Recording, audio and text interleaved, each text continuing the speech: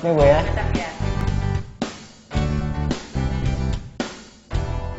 Mereka datang gitu, mereka makan, setelah makan mereka mau bayar itu, baru kita bilang kita masih gradi resik karena training karyawan gitu. Mereka mohon maaf karena nggak tahu katanya gitu. Berikutnya ada lagi 2 orang masuk lagi gitu. Hidup ini penuh dengan tuntutan yang selalu dibayangi kegagalan. Sampai di mana kamu kan bertahan? Ingin menang, ingin coba untuk bebaskan diri.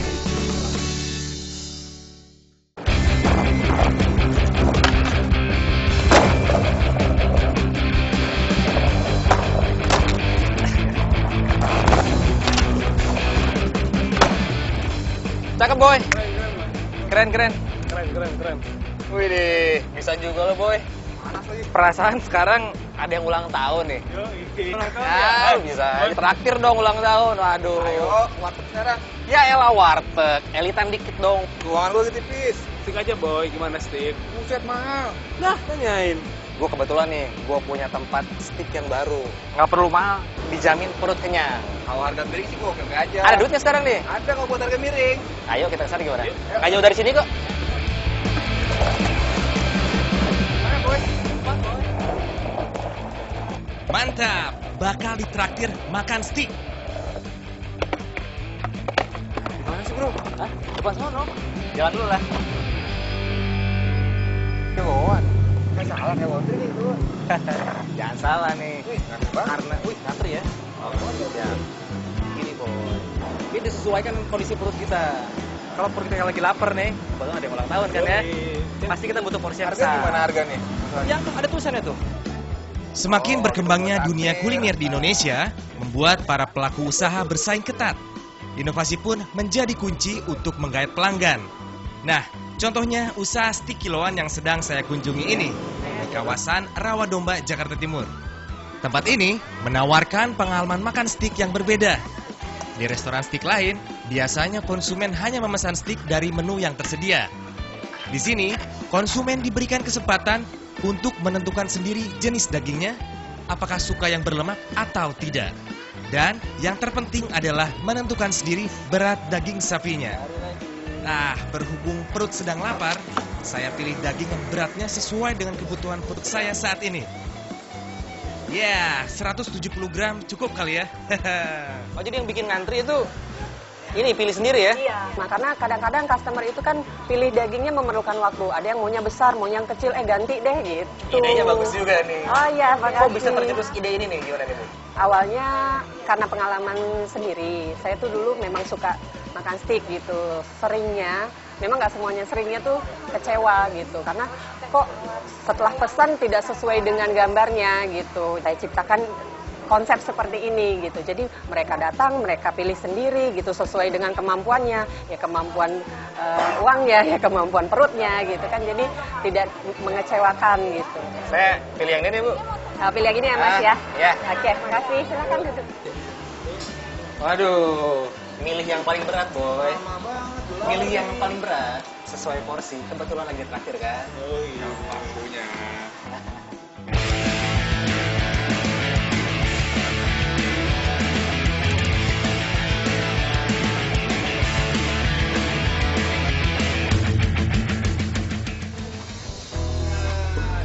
Waduh, ini dia.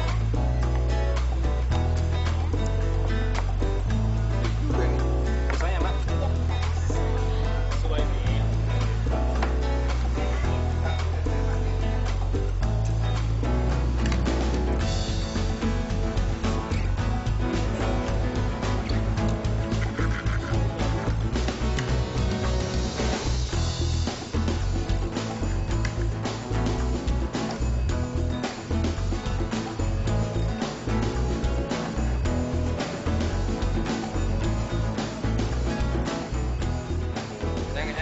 Mantap, kenyang, mantap. Aduh.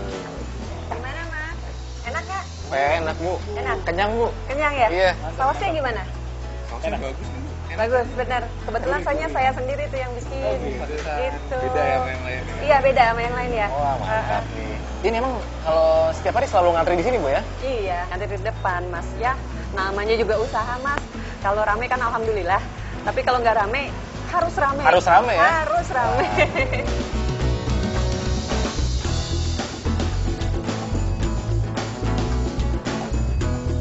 Ini kalau saya perhatiin, idenya menarik juga nih, Bu ya. Jadi pelanggan benar-benar memilih kualitas dagingnya sendiri ya? Iya, benar. Boleh nggak nih mengetahui seluk-beluk dari bisnis ini nih, Bu? Boleh, tapi nggak hari ini ya, besok aja. Kebetulan besok saya ambil bahan bakunya di pabriknya langsung. Di mana? Besok ya? Besok, Oke. jangan hari ini. Karena hari ini saya rame nih. Baik, kalau begitu. Sampai besok ya, Bu? Sampai besok ya. Terima kasih. Terima kasih ya. Yuk.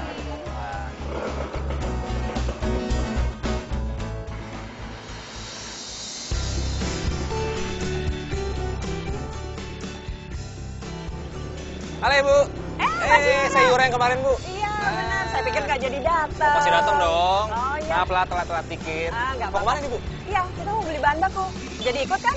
Boleh ikut nih? Boleh. Ayo. Asik. Ketakutan yang selalu dibayangi, kegagalan sampai di mana.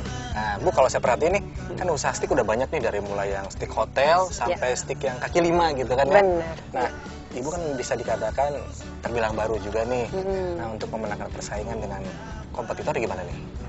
Dari segi konsep dan ide aja kan kita sudah berbeda, Mas, dari yang lain. Nah, selain itu untuk kepuasan pelanggan itu kami memang mengutamakannya gitu, karena selain sticknya rasanya enak, juga disesuaikan dengan kemampuan kondisi perutnya saat itu gitu. Jadi benar-benar gak mubazir ya? Iya, benar. Bayangi kegagalan sampai di mana kamu kan bertahan. Ingin menang, ingin coba untuk bebaskan diri.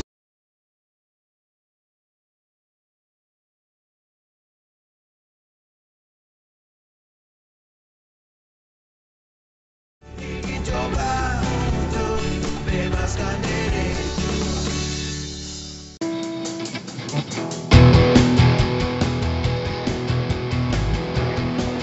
Biar steril.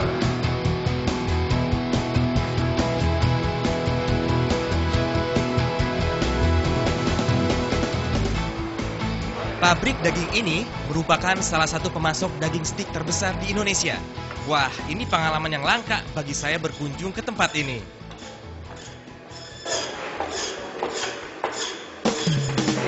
Nah, ini tempat pemotongannya. Wah. Nah, secara kebetulan ini kan kita potong ya, Pak. Kita segera kita potong. Ini jenis daging apa nih? Ini strip loin, nah ini ribeye. Rib eye ya. Nah, ngomong-ngomongin tentang daging nih, saya dan orang awam juga bingung nih. Daging impor itu halal apa enggak sih gitu, Pak? Pasti halal dan healthy. Karena memang syarat itu mutlak untuk kita sebagai importir. Seluruh produk yang masuk itu harus ada sertifikasi halal dan sertifikasi healthy. Sudah pasti. Ngomong-ngomong tentang proses pemotongan nih, proses cuttingnya gimana nih kalau untuk stick nih? Oh, ini disesuaikan dengan permintaan dari klien kita, Pak, atau customer kita. Ambil contoh misalnya untuk es kasut sendiri kan, dia pemotongannya antara 120 sampai 160 gram. Kita sesuaikan, Pak. Makanya pada saat pemotongan pertama, kita timbang terlebih dahulu. Lalu kita untuk selanjutnya pasti kisarannya seperti itu. Nah, ini dia nih proses pemotongan daging stick nih. Kayak gini nih.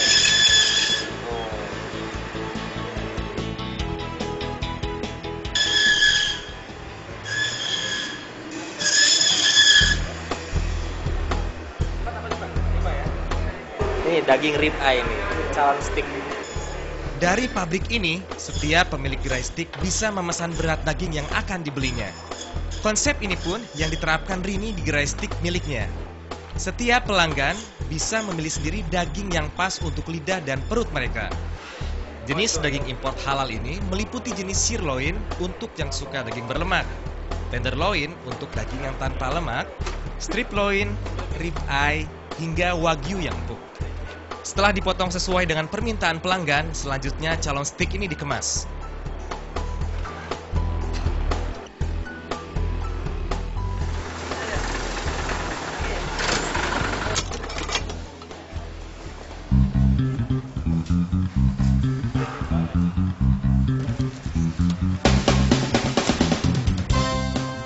Jika bahan baku daging sudah tersedia, biasanya langsung ditimbang ulang dan diberikan harga jualnya. Harga jual yang tertera di sini adalah harga untuk satu paket steak, lengkap dengan sayuran, saus steak, kentang goreng, dan es teh manis. Pokoknya komplit. Satuan harga 100 gram menjadi patokan dalam harga jual steak kiloan ini, yakni Rp18.000 untuk daging lokal dan Rp24.000 untuk daging import jenis strip loin dan tenderloin. Untuk proses penimbangan sendiri gimana Ibu? Jadi kan kita terima dari suppliernya daging steaknya seperti ini. Oh, dalam keadaan chilled ya. Chill itu setengah beku ya? Setengah beku. Kami menimbangnya pembulatannya ke bawah. Itu gimana tuh? Misalnya seperti ini. Beratnya 129 gitu. Kita bulatkan ke bawah. Oh, ke bawah ya? Ke bawah untuk menguntungkan konsumen gitu. Jadi kita di sini tulisnya 120 gram saja. Padahal sebenarnya itu 120 sekian. Kita 126? Benar. 129 gitu ya? Tapi kita bulatkan ke bawah supaya konsumen tidak merasa dirugikan.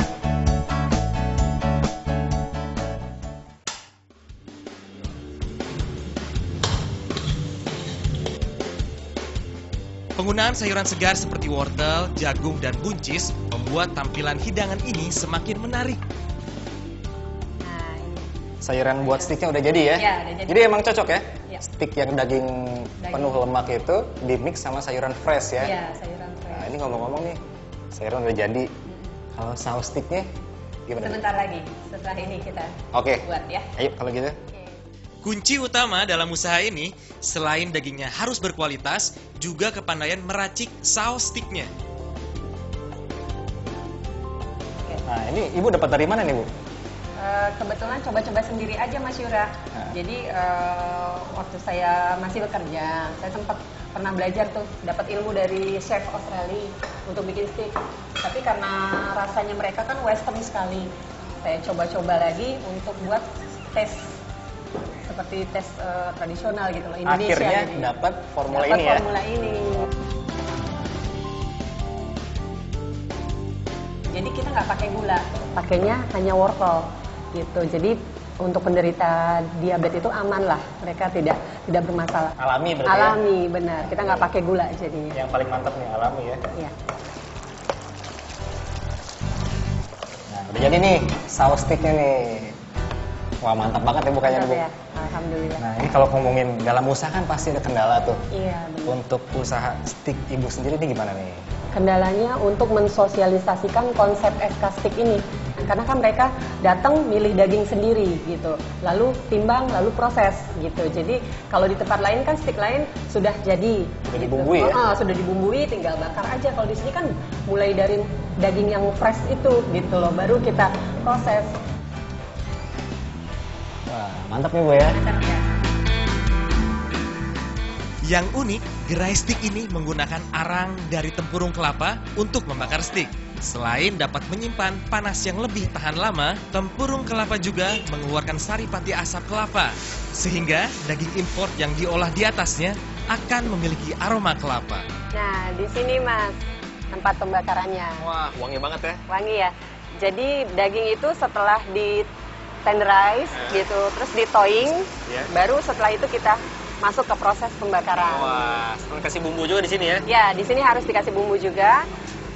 Juga kita supaya wanginya keluar gitu, kita pakai batok kelapa. Oh, ini batok kelapa energinya ya? Batok kelapa, energinya. Untuk wanginya, Mas. Wanginya nih. Nah, tinggal kita tentukan bagaimana tingkat kematangan steaknya. Mulai dari rare alias setengah matang, medium well alias matang 75%, hingga well done alias matang sempurna. Nah, ini kalau kita ngomongin omset nih. Oke. Kalau ngomongin rupiah nih sensitif nih. Kita ngomongin berapa banyak daging yang terjual habis dalam 1 bulan nih misalkan. Dalam 1 bulan, kita kira-kira untuk 1 hari itu memakai daging itu sekitar 10 kiloan, Mas. 10 kilo ya? Iya, 10 kiloan banyak daging. juga ya. Jadi kalau bulanan berarti sekitar 200 sampai 300-an tuh. 300 kilogram Iya, daging ya? daging. Ini emang asapnya perih di mata ya? Iya, Tapi enak di lidah. enak di lidah. Dan ringan di kantong ya? Benar. Wah, itu mantap tuh. Perih di mata, enak di lidah, ringan di kantong. Kebanyakan penikmat steak daging import lebih memilih tingkat kematangan medium rare atau medium well agar aroma dan tekstur daging sapinya lebih terasa.